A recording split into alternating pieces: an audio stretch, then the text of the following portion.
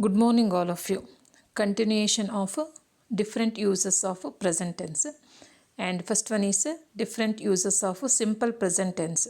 Okay, in the previous class itself, we were started to study or learn the different uses of simple present tense. And first one is to express a habitual action.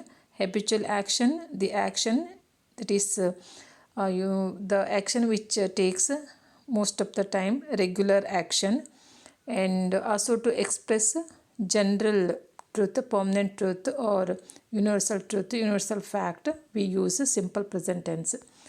In the same way, third one, that is, let me today's class to be commenced with the third point, to express a future event that is part of a fixed timetable or fixed program. Here the match starts at 9 o'clock. The train leaves at 5:20. So here both the action, the match starting of the match at 9 o'clock and leaving of train at 5:20. So both the action they are going to take place in future. But here though it is a future event, but here we have a fixed timetable, fixed program when the action is going to take place. So in that case, yes, of course, we may use a simple present tense. And fourth one is to introduce quotations. Here quotations mainly means praises or statements.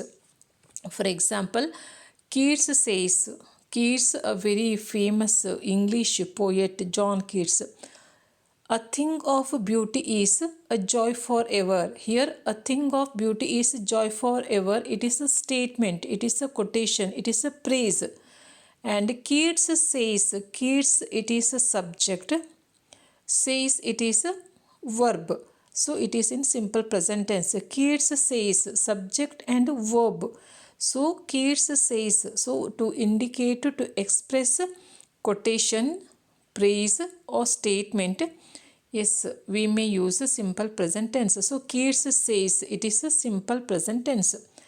And the next one is present continuous tense. Okay, here present continuous tense. First, let's have that verb form, for the form of the verb or verb form of a present continuous tense. First, subject. Next, helping verb or be form. Here we may use either am, is, are, depending on the condition of a subject. For example, subject, if it is I, then we have to use be form am. If it is he, third person singular, that is he or she or it, then we have to use be form is. And suppose the subject is first person plural we, or second person singular plural you, or third person plural they, then we have to use be form are. So plus verb plus ing, that is, whenever in a sentence we use helping verb be forms, for that in that case we have to add ing to the verb, to the main verb. For example, read, reading, drink, drinking, I am drinking water, he is drinking water, they are drinking water, you are drinking water, she is drinking water. So drink verb, for that we have to add ing, drinking water. So next, the different uses of present continuous tense. First one is for an action going on at the time of speaking. She is singing. That is, at the time of speaking, the action, which is the action singing. So the action that is singing, it is going on, it is in progress, it is in continuous, it is in progress, it is going on. So to indicate the action which is in progress or which is to be continued, which is going on, to indicate that one we have to use present continuous tense. So she is singing. At the time of speaking, the action of her singing, it is in progress, it is going on. At the same way, father is reading the newspaper. So at the time of speaking, the reading, the action of reading, it is in progress, it is going on. So father is reading the newspaper. And next one, for a temporary action which may not be actually happening at the time of speaking. That is here, when we take the example, my father is writing a book. It doesn't mean at the time of speaking my father is writing a book, but nowadays my father is busy writing a book. So please remember, an action which may not be actually happening at the time of speaking. So at the time of speaking, the action, it may not be going on, it may not be in progress, but that is nowadays, or at present, father, he is writing a book. The college authorities are building a new hostel. And next one, for an action that has already been arranged to take place in the near future. So this one is very important. Future, to indicate future action, future event, actually we have to use future tense. But here, though the action, the event, it is future one, it indicates future time, but instead of future tense, we have to use present continuous tense. Mainly, 1 minute.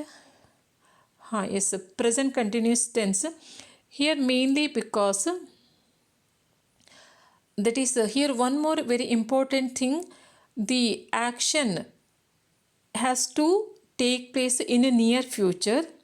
And one more very important point, the time of the action, in time of the event, must be mentioned, usually mentioned.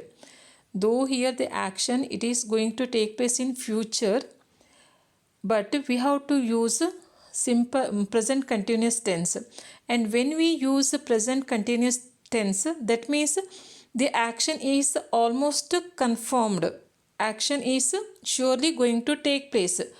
But instead of present continuous tense, if we use future tense, later that one I am going to explain, there is a doubt, it is not that much sure. So I am going to the cinema tonight, that night. He is visiting the town tomorrow. Tomorrow means next day.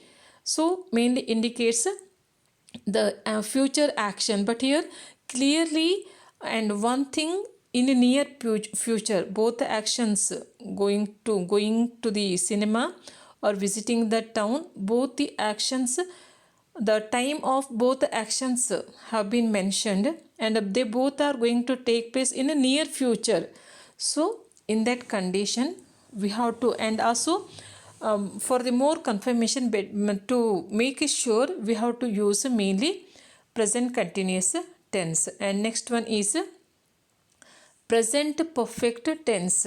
Here present perfect means the action which is just completed in past, that is just over, just completed, to indicate that one. Even though the action, it is just completed in the past, it has its relevance, it has its relationship with the present period. So to indicate that one, we have to use the present perfect tense. And once again, verb form, subject first, next have or has, plus the past participle of the verb. And okay, here depending on the condition of subject, whether first person singular plural, second person singular plural, or third person singular plural, has and have, they do change. But the past participle of the verb, it doesn't change. Whether it is has or have, the past participle of the verb doesn't change. So for example here, I have gone, I have eaten, they have eaten, you have eaten, we have eaten. But when subject, it is a third person singular, for example he or she or it, then only we have to use has. He has eaten, he has gone, it has eaten, she has eaten. Okay, different uses of a present perfect tense. First one, to indicate completed activities in the immediate past. So the actions, events, activities which are completed in the immediate past, just only, that is a few minutes ago only, the actions, activities, events have been completed. So he has just gone out. It has just struck 10. Next, to describe past events which have current relevance, that is some link with what is said or done of now. So very important. Though the actions, events which have occurred in the past, but they have current relevance, they have relationship with the present period. So to indicate that one, we have to use a present perfect tense. For example, Gopi has eaten all the sweets. So now sweets, no more sweets have been left. Gopi has eaten all the sweets. So at present relationship, there isn't any left for you. I have finished my work. So now I am completely free. I am relaxing. I have written a novel. So please read and tell me the impact. So that is the actions which have occurred in the past, but they have its relationship, their relationship, it is with the present period. So to indicate that one, we have to use which one? The present perfect tense. And next use, to denote an action beginning at some time in the past and continuing up to the present moment. And here action which has begun in the past only, but even at the time of speaking it is going on. To you indicate that one, we have to use present perfect tense. Okay, here that is he has lived in this house for 10 years. And remember one thing, for 10 years. So for 10 years means he still lives here. And one more very important thing, the prepositions for and since. Usually in present perfect tense or present perfect continuous tense, we have to use prepositions for or since. Here for mainly means duration, duration of time, length of time, amount of time. He has lived in this house for 10 years. That means at present also he lives there. He has been ill since last week. Here since, we have to use since whenever the time at which the action has begun, if it is indicated. If the beginning time of the action has been indicated, then we have to use since. If the length of time, duration of time, duration of period has been indicated, then we have to use for.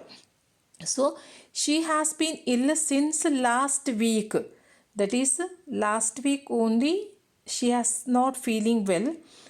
At present also, at the time, that is even now also she is not feeling well, and her that is illness, it may continue even in, it may go on. In the same way, he has started to live in that house 10 years back only, and that is still at the time of speaking his living in that house has continued, and next also it is still going on. So to indicate that one, we have to use present perfect tense. So the remaining to be continued in the next class. Okay, thank you, take care.